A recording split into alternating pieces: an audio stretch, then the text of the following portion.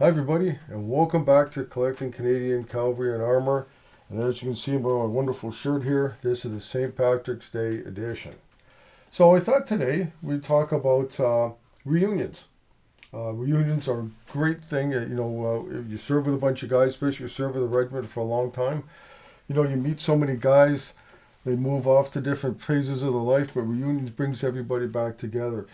Sit around, have a few beverages, have a good meal. A lot of times you get a chance to reminisce with all your old buddies. Fantastic thing. So, as you know, I served the Windsor Regiment for many years, and so I'm, again, another facet of collecting Canadian Cavalry and Armour stuff, and especially your own regiment. So I've got a few items here from different reunions. Now, despite what my son might think, I'm not quite old enough to have been to all of them, but I try to attend every one that I can. Now, the first item that I have here was found by a friend of mine, John Straw, who sold it to me for, I'm sure, a absorbent profit. That's okay, John. Anyway, this one is a reunion ribbon from the 1949 reunion for the Essex Regiment Tank 30th Recce guys, right? Because they were 30th Recce when they were overseas. So again, I mean, stuff like this, how does this even survive? Unless it's pressed in somebody's book or family Bible or something like that. This kind of stuff hard to find because it's just so fragile. It can come apart. Pretty easy to get lost. That kind of thing. So very very happy to have this one here. Now I've got another one here. This is just a cover for a reunion from the 1950 reunion from the program, right?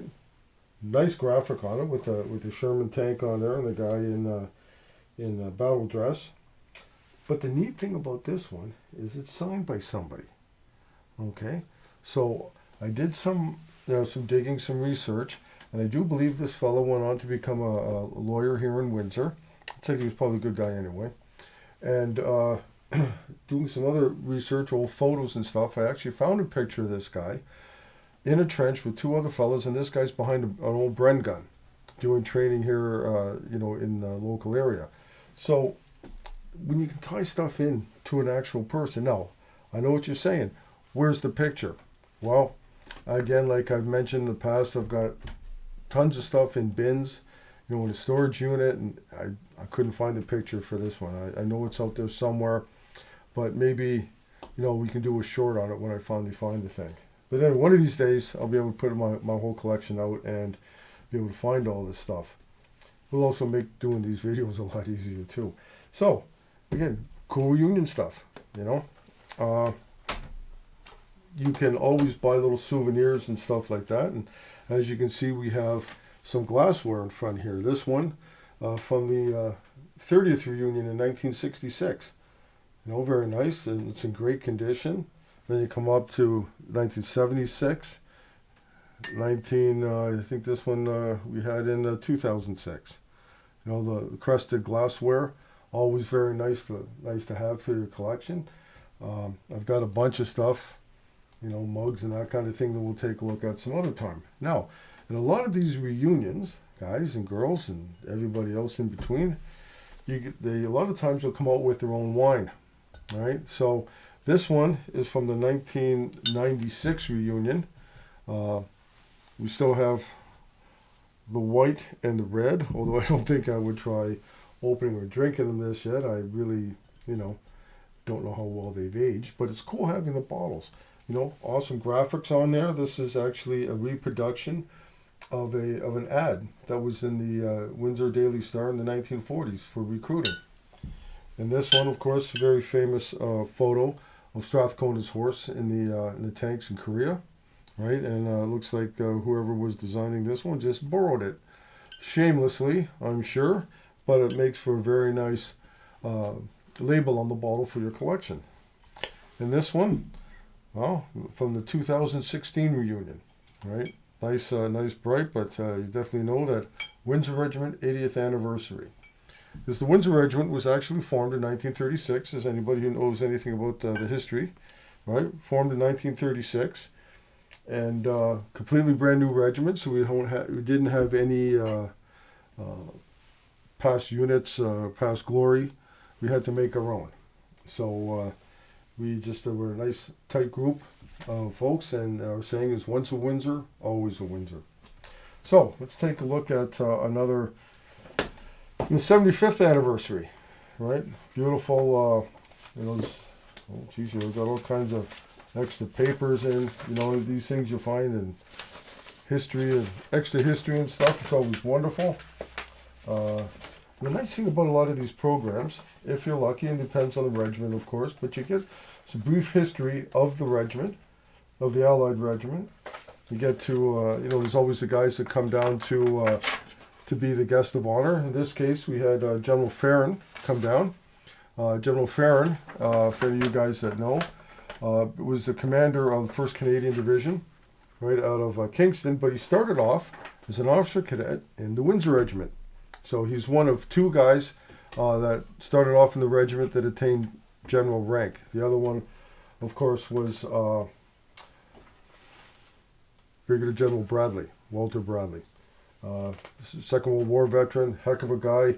Got to meet him when he was honorary colonel of Windsor's. So there we go. And yeah, so it's always nice. You get these pictures and a little biography of some of the guys that come down. And then there's always histories, special acknowledgments. So for the researcher, right, stuff like this is very valuable as well. Because sometimes you'll get old photos in these things. You'll get a lot of good information. So never pass up anything that's written down like this, because there could be just a one nugget of information that you're looking at or looking for that can tie something together. Okay, and then of course you get the tickets and the wine bottle labels, and yeah, I know, but it's a good thing I have a supportive spouse, because she puts up with a lot of this stuff. And you even get as far as doing advertising in local papers. Here's a good picture of the boys, just prior to the Second World War. Wearing the old uniforms there with the black beret, and again, some wonderful photos on how the uniforms were worn. So for the collector, this kind of stuff is usually overlooked, right? People are like, uniform, I don't want to see all that stuff, but reunion stuff. But to me, this is all part and parcel of collecting Canadian Cavalry and Armour stuff. You get some great stuff. I mean, we talked about the 14th Canadian Hussars and the 8th Recce. Now, if you've been collecting, you know anything about those. They came out with their own reunion badge. So again, you got to get into the reference material, because you would hate to spend, $1,200, $1,400 on an 8th Recce badge and found out you just bought the $200 reunion badge instead. That would be a kick in the wallet, and that's not comfortable. So don't do it. Do the research. Get the books. Anyway, you guys, this may not be a long episode, but it's again something a little bit different. The reunions are wonderful. I'm looking forward and hoping that in October of this year we're going to be able to have a reunion for the guys we served in Bosnia with the Royal Canadian Dragoons Battle Group. Every time we get together, about every 5 years or so, we have a hell of a good time, and it's always great to see the boys. So if you're out there and you're actually listening to this, let's hope we can get together. Reunions are wonderful, and get a chance to get a lot of history from, especially from some of the old boys, right, that retired long before you got in. They're going to tell you the things about badges, about whatever, that you just may not know and may not be in the books. Because again, remember what we said. There's what the dress reg said, and there's what the guys actually did. Anyway, I hope you guys are having a wonderful spring. Don't forget to celebrate St. Patrick's. Of course, you have to go out and get yourself a lovely shirt with the Cougars on it. The vehicles, not the women. Whatever.